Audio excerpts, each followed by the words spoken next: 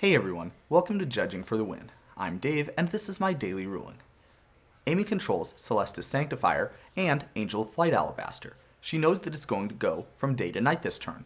Is it possible for her to put a creature card into her graveyard with Celestus Sanctifier, and then bring that card back with Angel of Flight Alabaster? Okay, so if you're a longtime fan of the series, you might remember this episode here, where I talked about a pretty similar situation. One point from that episode that I want to bring up here is that even though one of these abilities triggered during the untap step and the other one triggered during the upkeep step, they both are going to go onto the stack together during the upkeep step. Now, that's bad news for Amy because at the time you put a triggered ability on the stack, that's when you have to say what the targets are going to be.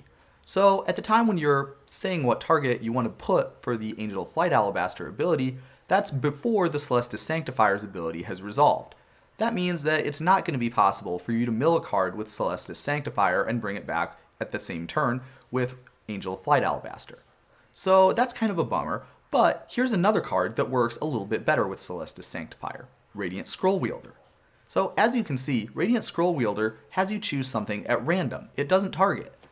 This choice is made on resolution of the ability rather than when you put the ability on the stack. And so that means that this one would work just the way Amy is hoping. In fact, it goes a little bit deeper than that.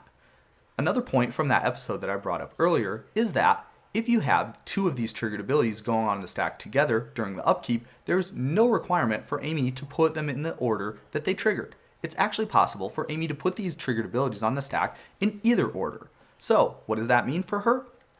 Well, let's say that Amy doesn't have any instant or sorcery cards in her graveyard that she wants to hit with Radiant Scrollwielder.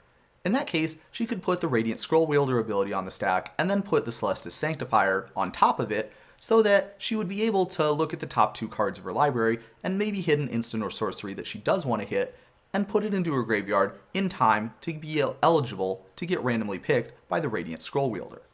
On the other hand, let's say that Amy already does have an instant or sorcery that she wants to hit with Radiant Scrollwielder. In that case, she could put its ability on the stack on top of the Celestus Sanctifiers so that she makes a random choice of what instant or sorcery she's going to get to exile before the Celestus Sanctifier puts any cards into her graveyard. This choice is pretty unintuitive for a lot of people because the abilities definitely did trigger in a definite order.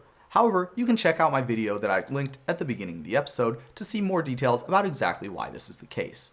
But that is all I have for you today. How did you do? Join me again tomorrow for another daily ruling, but until then, I hope you have a great day.